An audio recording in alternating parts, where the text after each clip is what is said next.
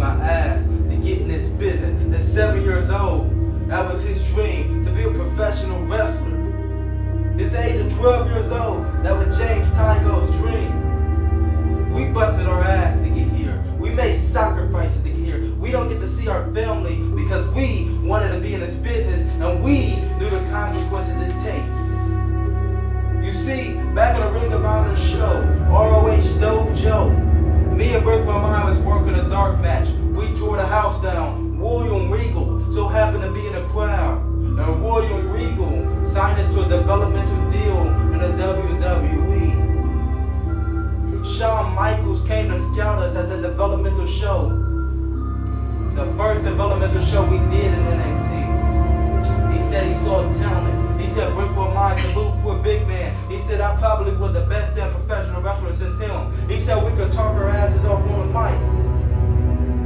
But what happened, huh? Triple H happened. Triple H was failing to admit, didn't want to admit that I may just be better than him. So what did Triple H do? He released me from my NXT contract and said it was because I was too skinny. I didn't have what it takes to be a professional wrestler, and I wasn't on his level, and I would never be on the level of somebody like The Rock. Here's the difference between me and The Rock. I can actually go in this ring, I actually love this business, and I don't need my family to get to the top. I'm here week in and week out. I was there in NXT week in and week out. I was working for no money at all. Briq Romine was working at no money at all because we absolutely love this business.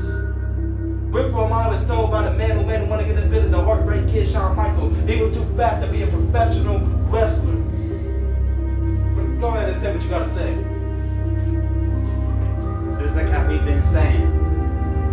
Way back when I was 7 years old, I said I want to be a WWE wrestler. Seeing guys like Shawn Michaels, Triple H, The Rock, Steve Austin, Edge and Christian, Chris Jericho, great guys that moved on and became legends.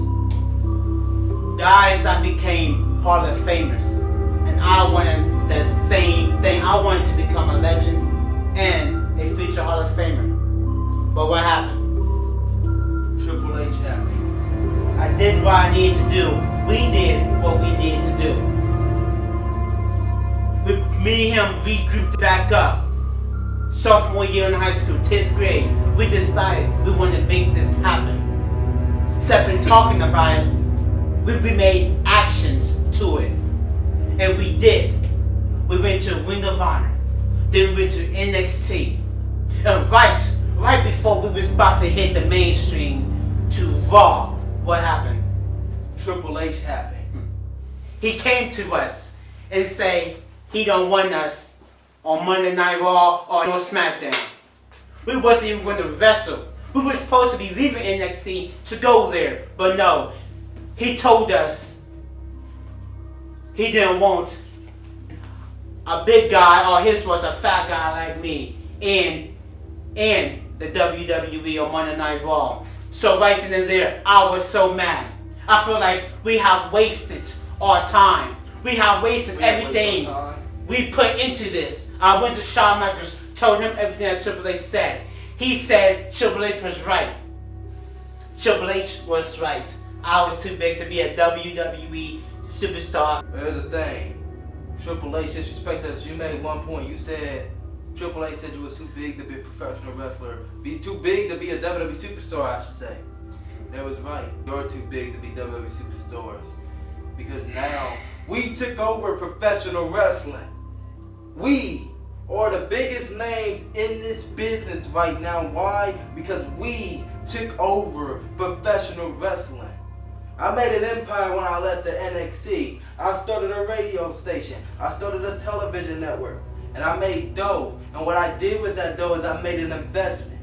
I made an investment by buying out the WWE, by buying out Ring of Honor, by buying out Total Nonstop Action, by buying out New Japan Pro Wrestling. And you see what I did with that investment? Is I tried to secure my future in this business, secure his future in this business, people that actually wanted to be in this business. I tried to secure my legacy. try to secure his legacy. So what happened? Strike one was Triple H releasing us from NXT. Strike two, I gave Triple H a job here, and I made him the chairman of the board because I wanted to wrestle. So I said the only thing he had to do was give me a fair shot as a professional wrestler. Give Briq Romine a fair shot as a professional wrestler. What he did was he made a storyline and used that storyline to turn us against each other. What happened? Rock Bottom won. Me and Briq Romine got, yeah, it worked. Me and Briq Romine got in a legitimate fight. We beat the hell out of each other.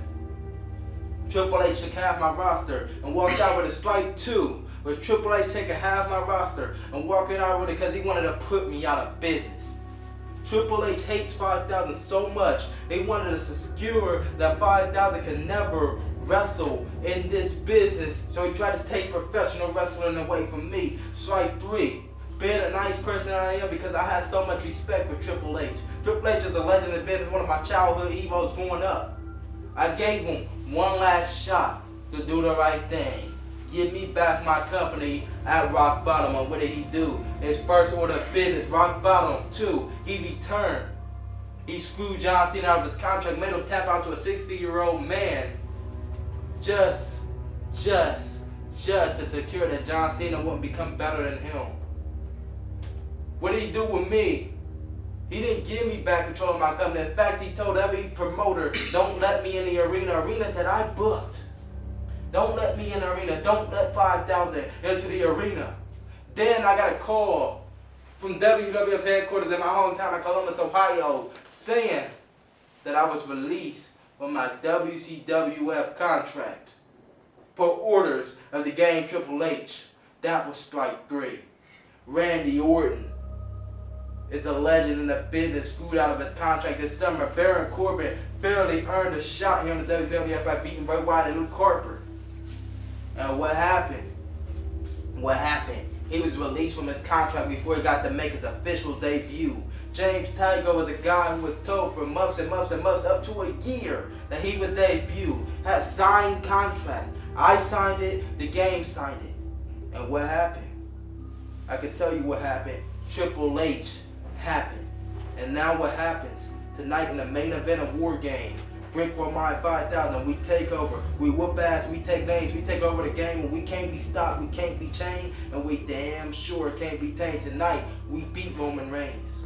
Tonight, we beat Triple H. Tonight, we beat Shawn Michaels. Tonight, we beat Seth Rollins, we beat Dean Ambrose, and we beat Leo Kruger. Then what happens? We turn our attention to Rock Bottom. John Cena has Roman Reigns already, and he's going to kick his ass. Tiger and Corbin defends the tag titles against Seth Rollins and Dean Ambrose. They beat their ass. The Viper, Randy Orton, the legend killer turned legend, defeats Leo Kruger in a center. 5,000. Briq Romine. Briq Romine takes on Shawn Michaels. The ass kicker versus the Heartbreak Kid, and he breaks Shawn Michaels' heart and kicks Shawn Michaels' ass. Then it's the game versus the one. No holds barred. 5,000 versus Triple H. What happened? 5,000 make sure Triple H never walks again. My question, are you ready for War Game? Oh yeah, I'm ready. Y'all ready for Rock Bottom? We ready. If y'all not ready, y'all better get ready. Because I'm 5,000, I'm always on the go and whooping ass. No. We're the end. And we're always on the go whooping ass, just strictly business. Cause we just that damn good. It is the end of the world as you know it. The end is here.